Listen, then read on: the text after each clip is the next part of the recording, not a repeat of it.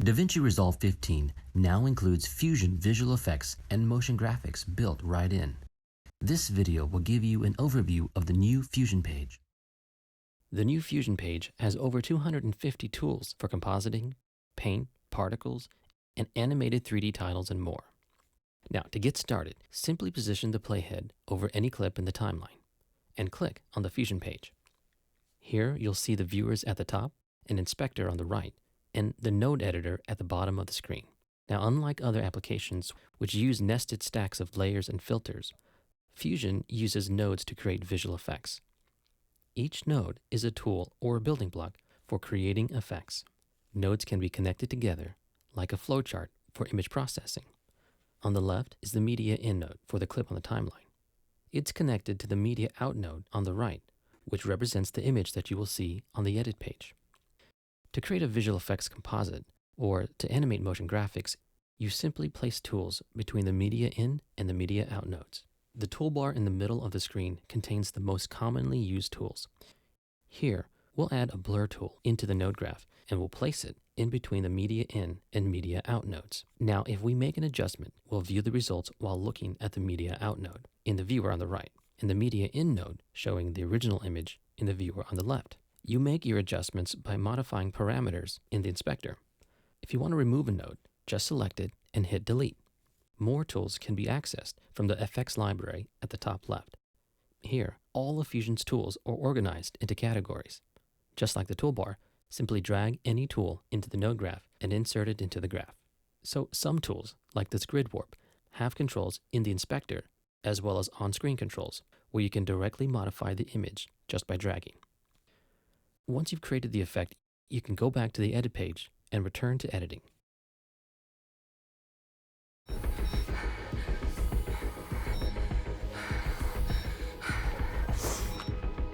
Once you understand the node graph, you can begin to composite multiple images together very easily.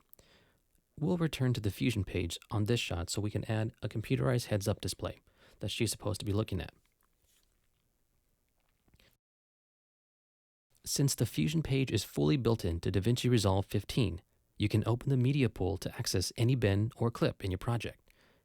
Here, we'll grab this animated computer graphic and press the 1 key to see it in the viewer on the left. Now we'll add the merge tool, which is one of the most common tools for combining two images together. We'll connect the clip of our female character as the background to the merge tool and connect the computer screen as the foreground image. You'll see the results of the merge tool in the viewer on the right. Now, to make this composite more realistic, we'll add a blur tool to the screen, inserting it after the computer screen, but before the merge will cause the blur only to affect the screen and not the clip of the woman.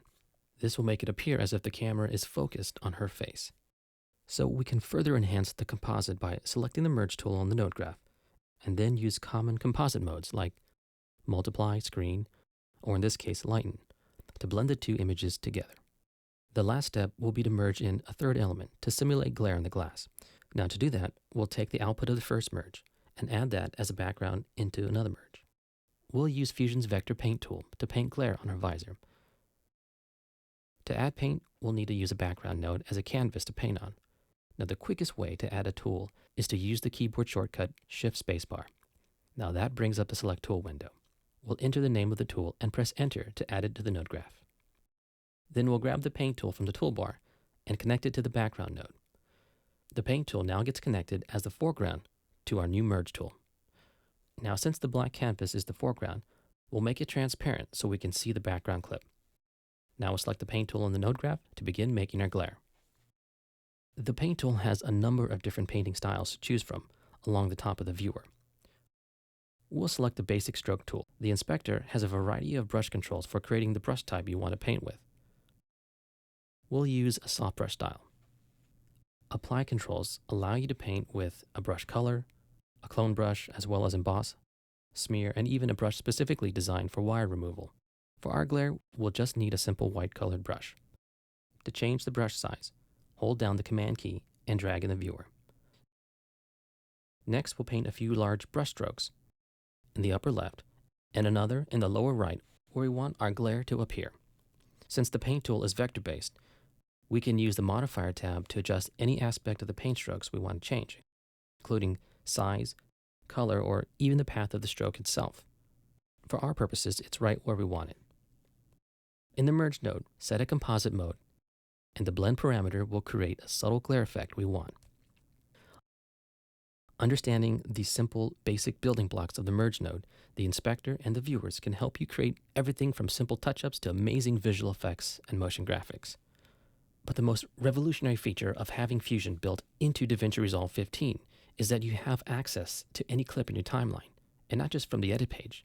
Using the clip button, you can display thumbnails of every cut in your timeline and instantly jump to a new shot. Now that we're done with that, with this next shot, we're going to replace the watch your step sign on the wall with the one that says caution radiation.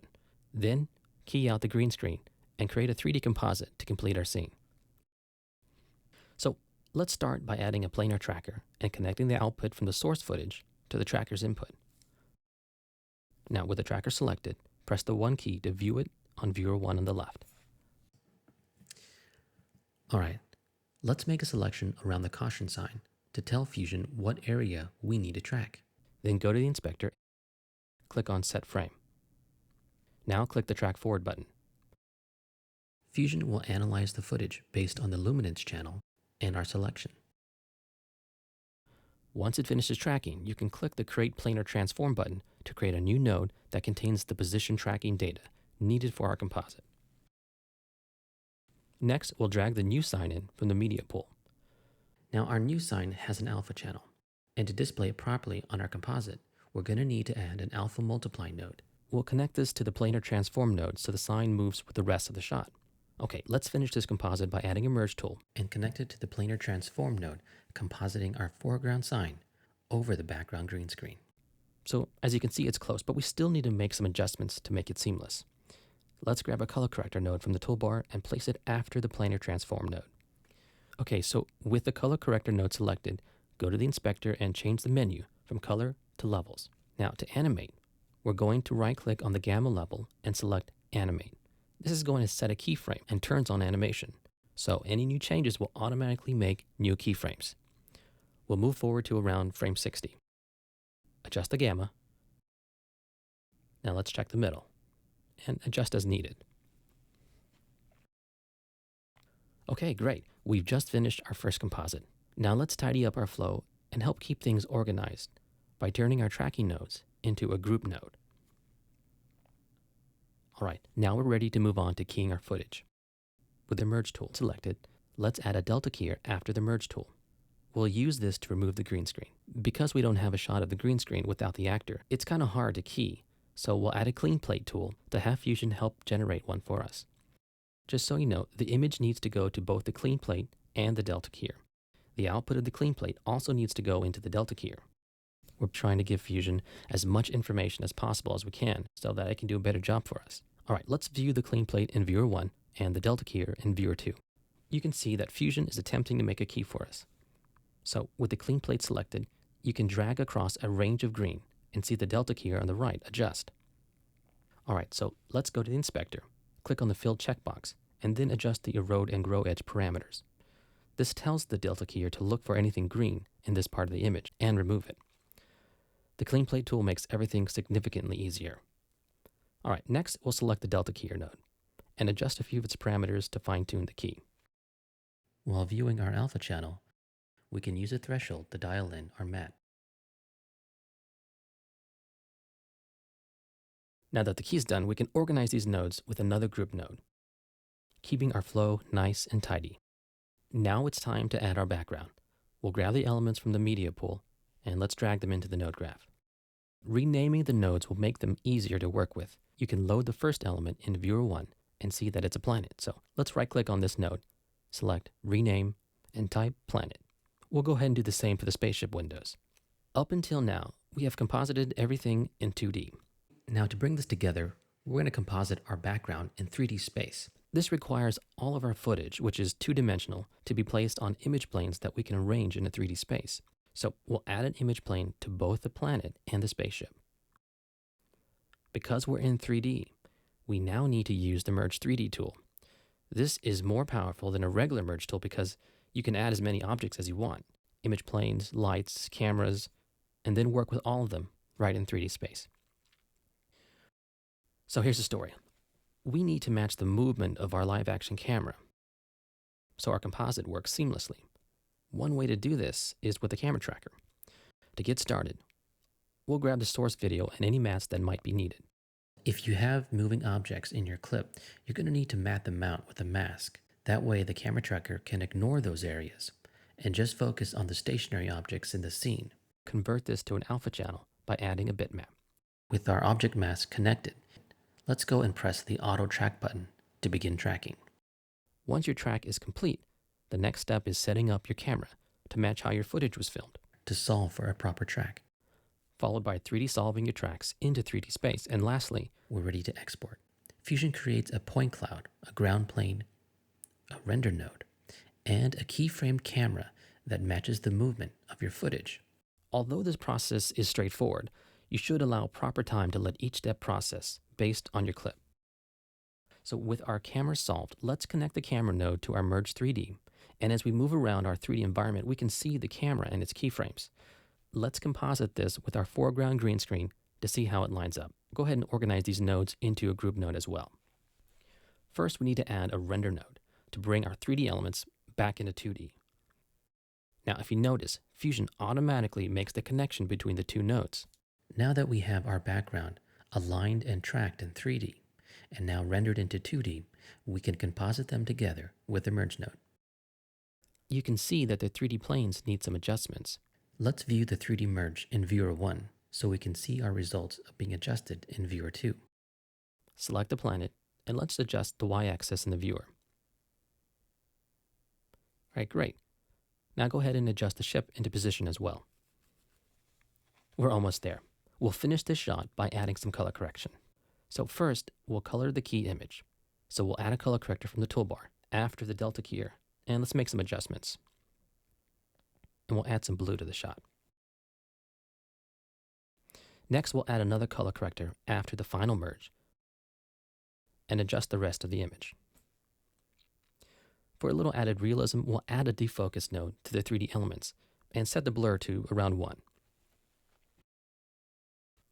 Okay, great. Now that we've done our tracking, keying, and 3D compositing, let's see our results on the edit page.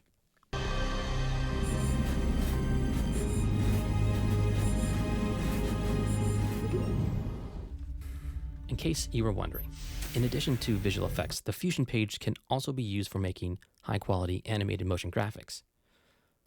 We'll use them to make a 3D title with some particles for our movie. We'll start by adding a 3D text node. With our text node selected, add a camera. Because the text node was selected, Fusion automatically adds a 3D merge tool for you. So go ahead and select the text node, and let's create the base for our title. Type in the name of the film, change the font, and let's adjust the tracking a bit. Even though we're working in 3D space, the text is still 2D. So to give it some dimension and depth, we'll go to the Extrude tab and adjust the extrusion depth, bevel depth, and bevel width. So now let's add a directional light and change some of its settings in the inspector. Let's go ahead and put the X rotation at about -100. Go back to the color tab, adjust the color to a light blue. Okay, so with our light selected, add a point light. And let's adjust its decay type to linear and its intensity to around 0.5 or half. In the 3D viewer, place it under the letter Y. Now, just a note, Fusion created a new Merge 3D and added our lights to this node. In the Merge 3D node, select Pass-Through Lights. So go ahead and copy our point light and paste 3 more copies.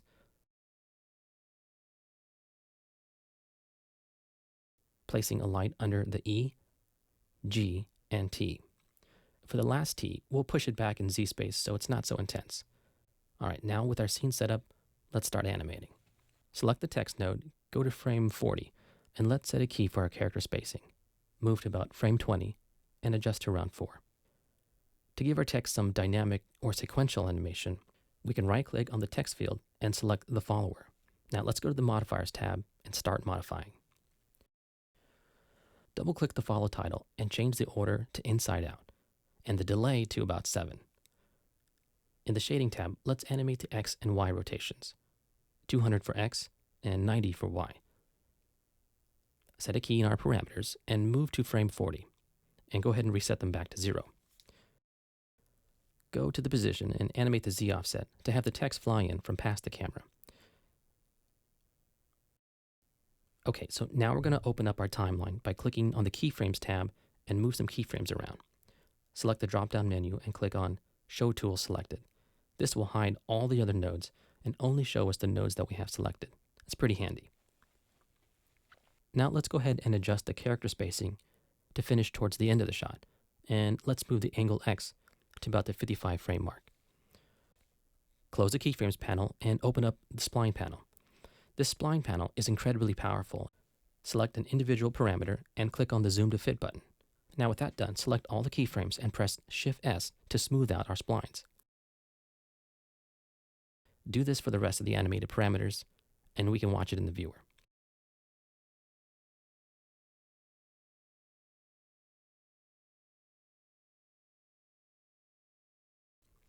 Now we're ready to add some particles. Before we do this, let's go ahead and tidy up our flow and keep things organized and in place. Select all the 3D nodes and add an underlay tool. Now, an underlay tool is always open, but it allows you to keep your nodes contained and gives you the ability to move them all at once. Now we're ready to add a particle emitter, direction force, friction, and a particle renderer. To output any particles, you always need to have a particle renderer for either 2D or 3D particles. So let's make some changes to our emitter. Let's put number 1 from 10 to about 1,000, and the lifespan to about 30. In the Style tab, change it from point to blob. Real quick, go to the 3D viewer, right-click, and change the transparency to full sort. All right, back in the inspector, let's adjust some size and fade parameters as well as color.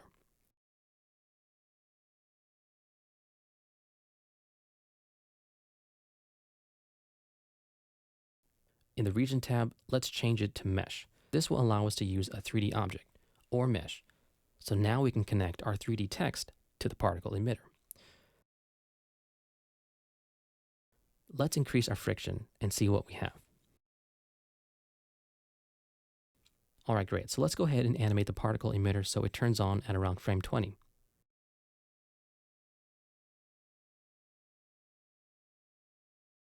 And starts to turn off around frame 70. Just keep in mind that we're taking a simple approach to particles. There are many options and creative ways to use them inside of Fusion. Now let's composite our text and particles with our footage. Add a 3D merge to the particle renderer and connect the camera to this as well. This will allow us to have one camera shared across multiple 3D scenes. In the 3D viewer, adjust the view as if it were the camera.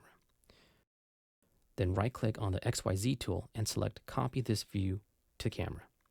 This is a great visual way of animating a 3D camera, by the way. In order to composite our 3D titles and our particles, we need to add render nodes to take our 3D environments and render it into a 2D image. Go ahead and quickly create another underlay for our particles. Now let's see this all come together. First, let's merge our 3D text over our footage. And lastly, we'll merge our particles. We're almost done, but let's sweeten up our look. With the text renderer node selected, add a brightness contrast, glow, soft glow, and another glow. Select all these nodes. And when you do, you'll see that all their controls are displayed in the inspector, so you can adjust them. Let's go ahead and add some contrast. Bring down our first glow. And in our soft glow, let's adjust the threshold. And let's streak out our last glow, taking the x-axis all the way up and the y-axis all the way down. And while we're at it, go ahead and change the color as well. Great. Now, copy and paste our glow and soft glow, and let's use them for our particles. But just so you know, we might need to adjust them to fit our particles a little bit better. All right, so let's just add one more thing, a background node. So add a background node, change its color to yellow, yellow-orange, and then take the output of our 3D text renderer and put it to the mask input of our background node. Now merge this in between our text merge and particle merge. Set the apply mode to overlay. and animate this merge on with the blend parameter. Now this is a nice little extra touch. It just kind of helps bring the title out. And because we're using a composite mode, it'll blend perfectly right in. And when you're finished, you can take a look at the finished title on the edit page. With Fusion built in to DaVinci Resolve 15, you'll be able to create incredible cinematic visual effects and motion graphics without having to use a separate application. Best of all, you can download your free copy from the Blackmagic Design website and try it today.